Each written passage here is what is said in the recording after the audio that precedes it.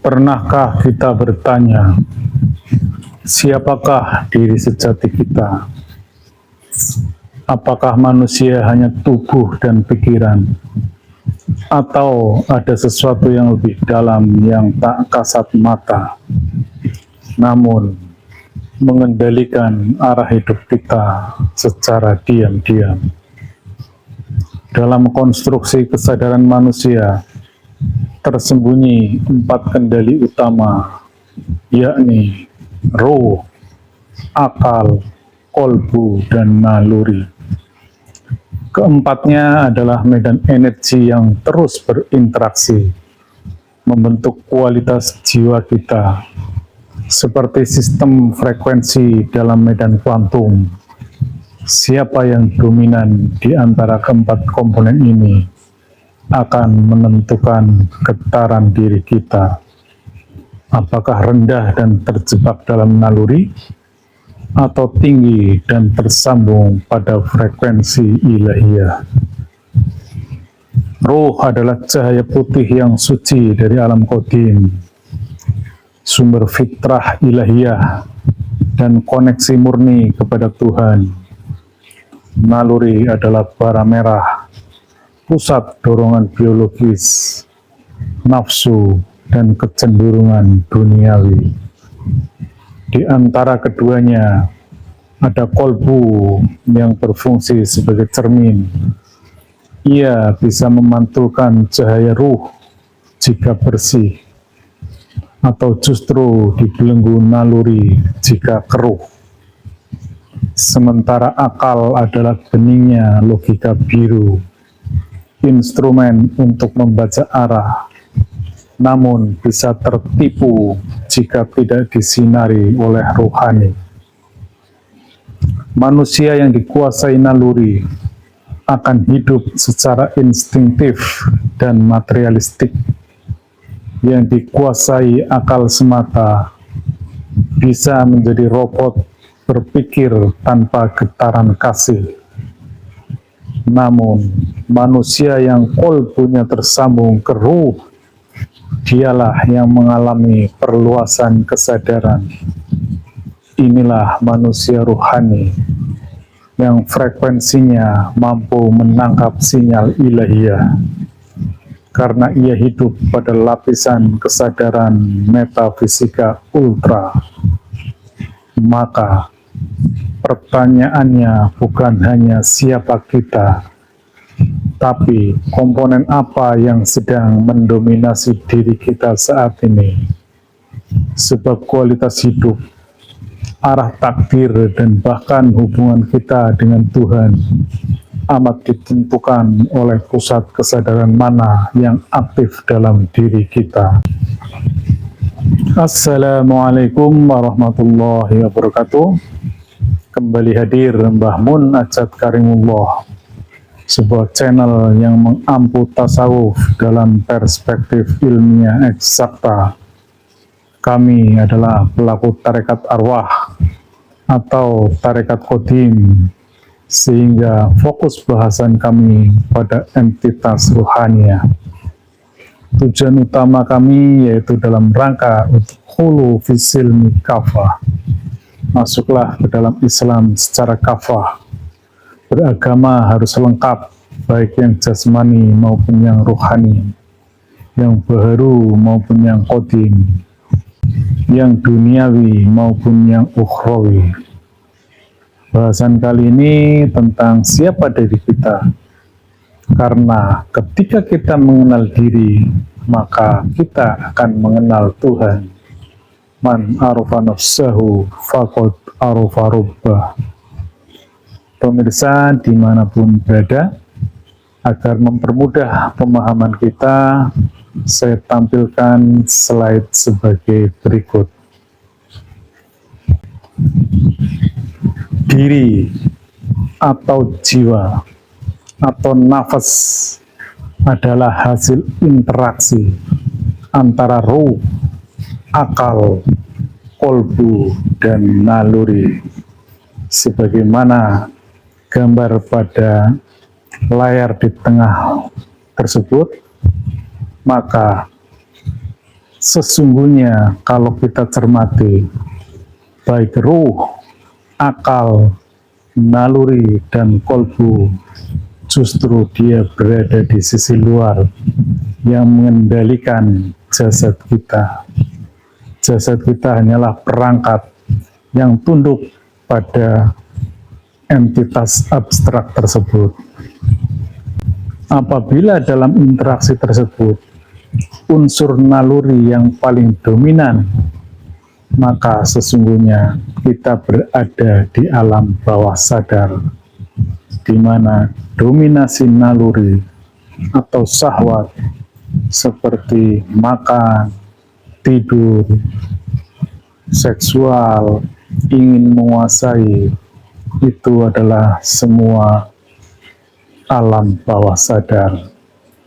Dan yang paling mengerikan, ternyata manusia hidup 90% terjebak di alam bawah sadar karena sifatnya instan, mudah, dan rasanya nikmat. Ketika manusia berada dalam kesadaran alam bawah sadar, maka sesungguhnya ia terdowngrade ke arah hewani, sifat-sifat hewan. Bahkan ada ayat yang menyebutkan lebih buruk lagi daripada hewan. Oleh karenanya, ketika naluri menjadi dominan, sesungguhnya kita turun menuju frekuensi syaiton. Kemudian di kesadaran di atasnya yaitu alam sadar. Alam sadar yaitu suatu kondisi ketika yang dominan adalah akal rasional dan atau emosional kita, kolbu kita. Disinilah yang disebut dengan nafsul lawamah, nafsu yang masih bisa berubah-ubah, karena sifat daripada akal dan kolbu itu mudah berubah, sebagaimana ya muqallibul qulub. Dan demikian juga akal ketika tidak terbimbing, maka dia setiap saat bisa berubah. Dan faktanya hanya 10% manusia menggunakan akal rasionalitasnya. Bahkan sekelas Einstein pun dia hanya menggunakan 14% akalnya. Oleh karenanya, sesungguhnya secara sederhananya manusia paling banyak terjebak di alam bawah sadar. Kemudian berikutnya adalah alam di atas sadar atau kesadaran ruhani. Hal tersebut terjadi ketika ruhani mendominasi diri kita. Itulah yang disebut dengan nafsul mutmainah, jiwa-jiwa yang tenang.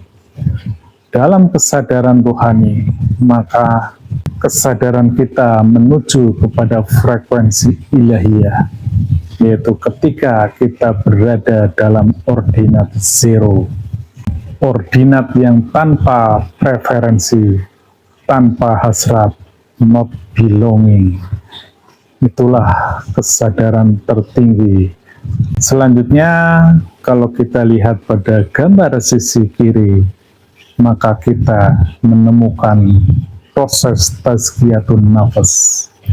Inilah yang perlu kami sampaikan, bahwa dalam tarekat arwah, sebagaimana tarekat-tarekat yang lainnya, pada prinsipnya adalah bagaimana kita melakukan pembersihan jiwa.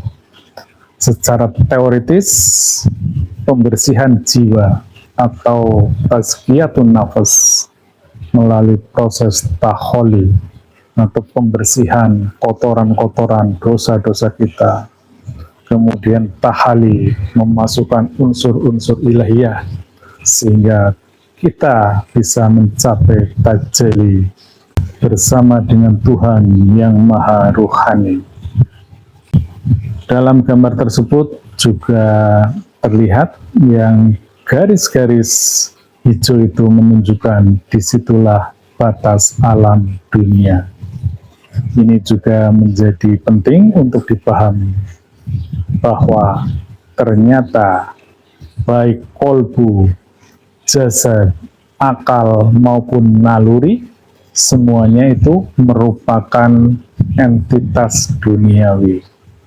Walaupun akal dan kolbu sifatnya abstrak, tetapi dia adalah entitas duniawi. Yang ada di dalam entitas ruhani atau alam akhirat hanyalah ruh, karena ruh adalah entitas ilahiyah yang ditancapkan kepada diri manusia. Pemirsa dimanapun berada, lebih lanjut dapat kami sampaikan bahwa di atas alam dunia atau alam ruh itu disebut dengan metafisika ultra.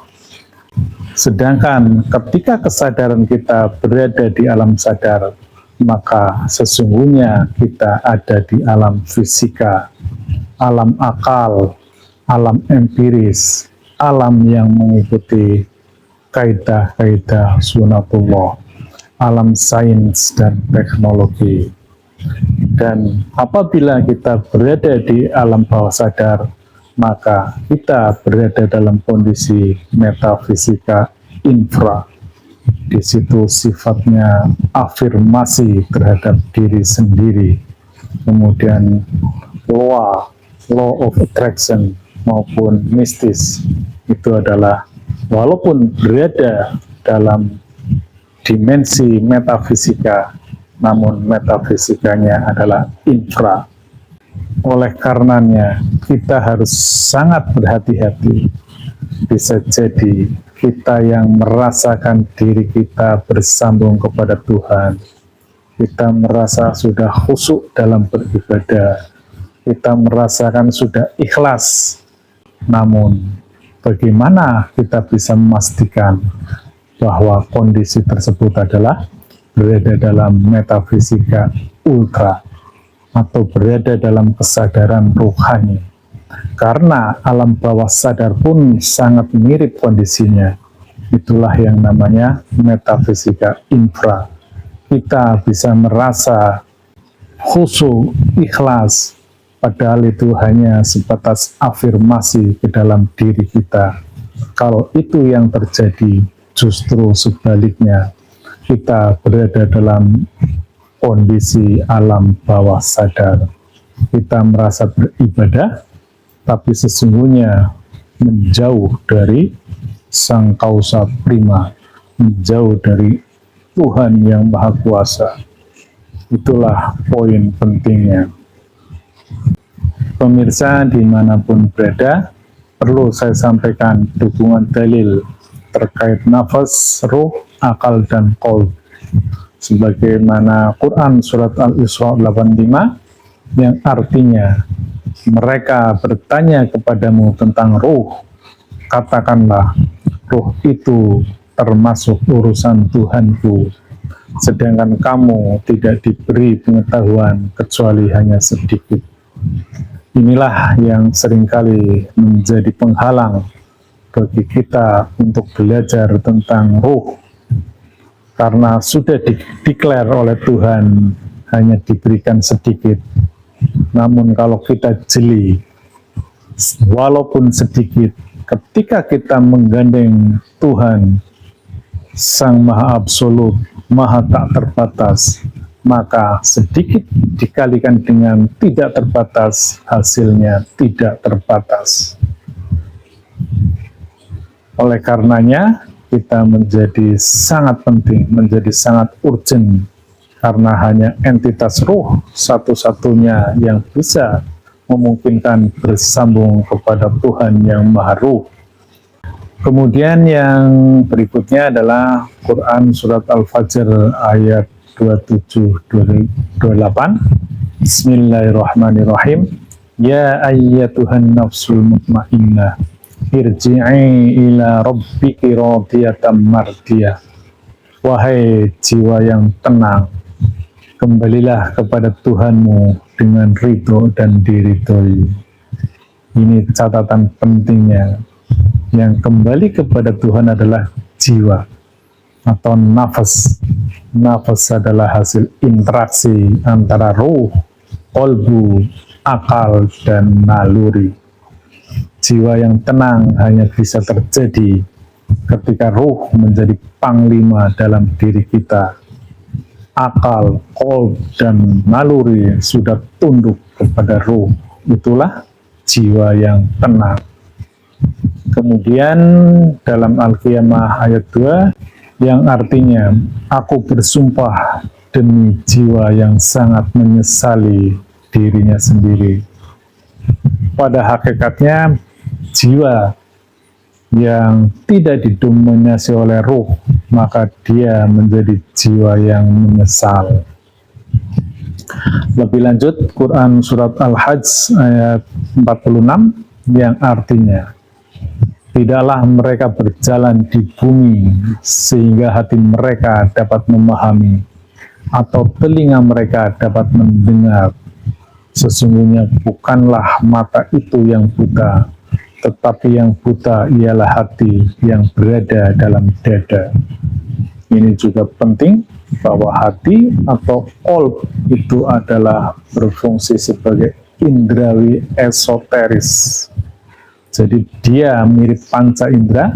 Kalau panca indera itu adalah terkait eksoteris kita, tetapi kalau qalb adalah indrawi esoteris kita, ruang abstraks kita, itulah indrawinya adalah qalb.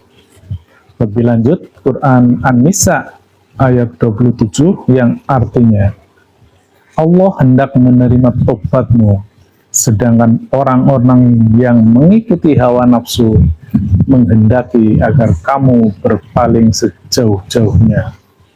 Ini sudah jelas, tadi dari gambarnya juga terlihat, ketika naluriah kita atau hawa nafsu kita menjadi dominan, maka sesungguhnya kita telah terdowngrade ke dalam kesadaran syaitonnya. Dan terakhir tentang akal, itu saya kira banyak sekali Al-Quran menyebutkan betapa pentingnya kita akal. Sebagaimana afala ta'qilun, afala tatafakkarun.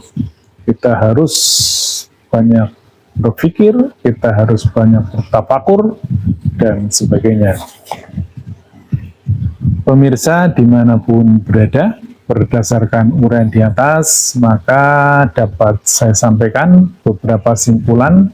Yang pertama, tarekat arwah merupakan laku atau praktek agar manusia naik kesadarannya menuju kesadaran ruhani selagi masih hidup di dunia ini.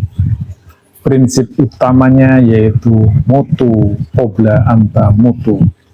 Matikanlah diri kita sebelum diri kita itu mati.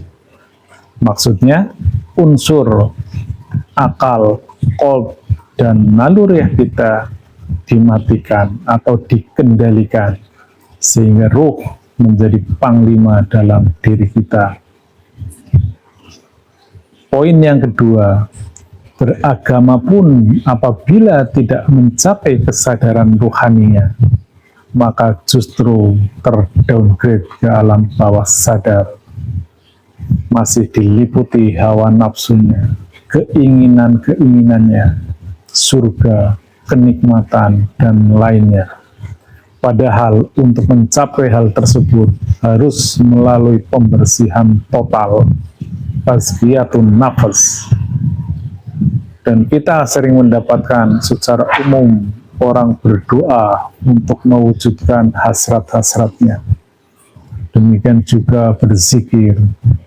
Padahal yang sesungguhnya zikir itu bermakna hanya mengingat Tuhan dan menafikan selain Tuhan. Itulah hakikat yang sesungguhnya, bukan keinginan yang sifatnya materialistis, rizki yang banyak, karir yang bagus, anak yang soleh dan solihah, rumah tangga yang sakinah, mawadah, warohmah, mati masuk surga, dan seterusnya. Kemudian poin yang ketiga, jasad merupakan unsur paling bisa diamati oleh pembaca virtual kita, panca indera kita, yang seolah ia berada di luar diri kita. Namun justru sebaliknya, jasad berada dalam kendali unsur yang abstrak, naluri, akal, kolbu, dan ruh. Dan ruh ternyata dimensinya paling tinggi. Sebagaimana the higher dimension command, lower dimension, dimensi yang lebih tinggi mengontrol dimensi yang lebih rendah. Demikian, mohon maaf sekiranya banyak hal yang kurang berkenan dalam penyampaian ini. Billahi anta maksudi waridho kamatlubi. Wassalamualaikum warahmatullahi wabarakatuh.